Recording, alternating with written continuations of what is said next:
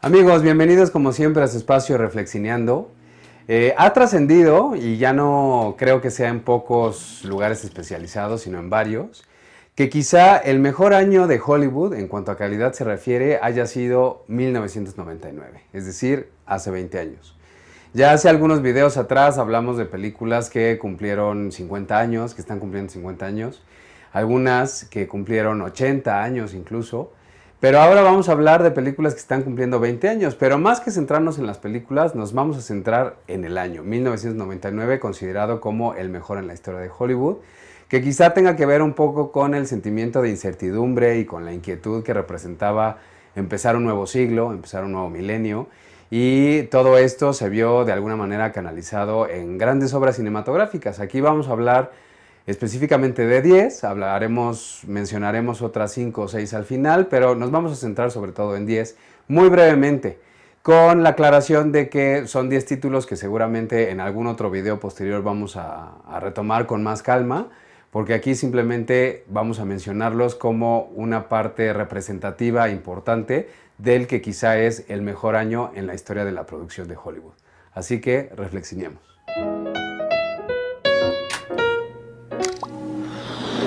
Nuestro primer gran título de 1999, amigos, es Ojos Bien Cerrados, Eyes Wide Shut, una obra póstuma de Stanley Kubrick, porque pues logró filmarla completa después de 13 años de espera tras Cara de Guerra, pero no logró editarla porque murió poco antes de empezar a hacerlo. Sin embargo, aunque en su momento no fue muy bien recibida por la crítica, creo que ha demostrado que es obra de uno de los grandes con mayúsculas autores de cine del mundo. Vemos su tratamiento visual y sobre todo su crítica hacia la estabilidad de pareja y la crisis de la mediana edad, reflejada sobre todo en cuestiones de sexo. Es sumamente interesante de verla, así que si la pescan por ahí, no se la pierdan. El segundo gran título de 1999 es The Straight Story, una historia sencilla, la película más normal, digamos, de David Lynch, y de hecho cualquiera que sea fan del surrealismo y de los excesos formales de David Lynch va a encontrar esta película bastante promedio, pero en lo particular, por lo menos yo creo que es su mejor película, definitivamente. Es una película súper sencilla, el mismo título lo dice, porque habla de un señor de unos 80 años que decide cruzar todo el territorio norteamericano en un tractor para reconciliarse con su hermano, poco antes de morir. Y esto es pretexto para mostrar al Estados Unidos rural, al Estados Unidos de la gente común y corriente y la idiosincrasia de un país que normalmente se nos vende con otros ojos. Es realmente una película súper disfrutable, contemplativa, tierna, con una banda sonora súper recordable, así que tampoco se la pierdan.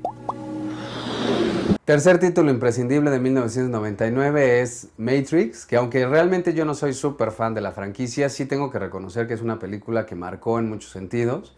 Marcó la ciencia ficción porque puso sobre la mesa algunos temas importantes en un terreno filosófico relacionado sobre todo con la virtualidad, ¿no? El mundo virtual, que era algo que estaba creciendo a pasos agigantados a finales del siglo pasado. Y más allá de eso, porque técnicamente pues creó una estética, ¿no? La cyberpunk, creó también una forma de manejar efectos visuales, el bullet time que hoy es tan recurrido y que ha incluso sido motivo para parodias, pues es imprescindible en la historia del cine. Entonces Matrix, aunque no sea una obra para todos los gustos, pues definitivamente es una obra que debe de verse. Nuestra siguiente película es El proyecto de la bruja de Blair, que ha trascendido incluso como la película más redituable de la historia de Hollywood. ¿Por qué? Porque costó unos cuantos cientos de dólares y recaudó muchísimos millones a lo largo de todo el planeta. Y esto básicamente porque la gente creyó que la historia era real, ¿no? Y también creo que trascendió por el hecho de ser la primera película que utilizó internet para publicitarse con esta premisa, ¿no? De que lo que ocurría era real, porque es un falso documental sobre el triste destino que tienen tres estudiantes de cine en un bosque, aparentemente por la presencia de una bruja. Entonces el tratamiento formal, el uso continuo de la subjetiva y el manejo del horror que no muestra nada, todo está fuera de cuadro, la hacen una digna representante de esta lista. Nuestra siguiente película es El talentoso Mr. Ripley, dirigida por Anthony Minghella, y que es la segunda adaptación de una obra de suspenso de Patricia Highsmith, que realmente es una adaptación muy notable, sobre todo por su buen gusto, ¿no? Nos habla de un tipo un tanto trastornado que es homosexual, no declarado, pero que se obsesiona por una persona que conoce ahí en Europa, en Italia particularmente, y busca parecerse a él a tal grado de incluso usurpar su vida. En ese sentido es una adaptación mucho más notable que la primera versión, que fue protagonizada por Alain Delon y que tiene quizá de las mejores actuaciones al menos de Matt Damon y de Jude Law en los roles centrales. La siguiente película es la segunda adaptación que Frank Darabont hizo de una obra de Stephen King y se tituló con el apestoso título en español de Milagros Inesperados, The Green Mile, que es una película larguísima de casi 3 horas de duración que habla sobre un hombre injustamente culpado de haber matado a 2 niñas y sentenciado a muerte por esa razón, un hombre de color. La película está ambientada en la época de la crisis económica de los 30 en Estados Unidos, pero realmente es una película exquisita, súper tierna, muy bien llevada, perfectamente actuada y narrada, de tal manera que las 3 horas se te pasan volando.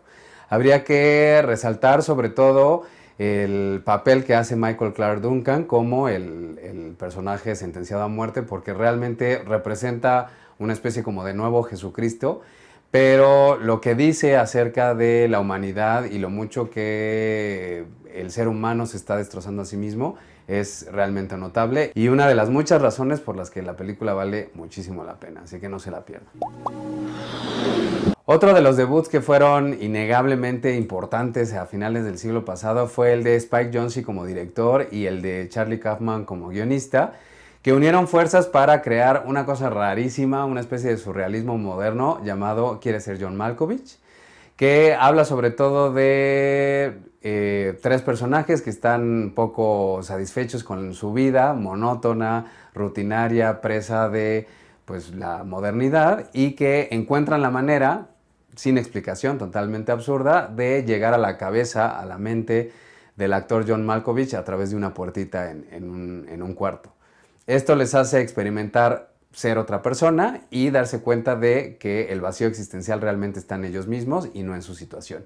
Realmente es una cosa rarísima, pero nos pone sobre la mesa el talento de gente que después traería títulos tan importantes como Eterno Resplandor de una mente sin recuerdos. Así que tampoco se la pierdan.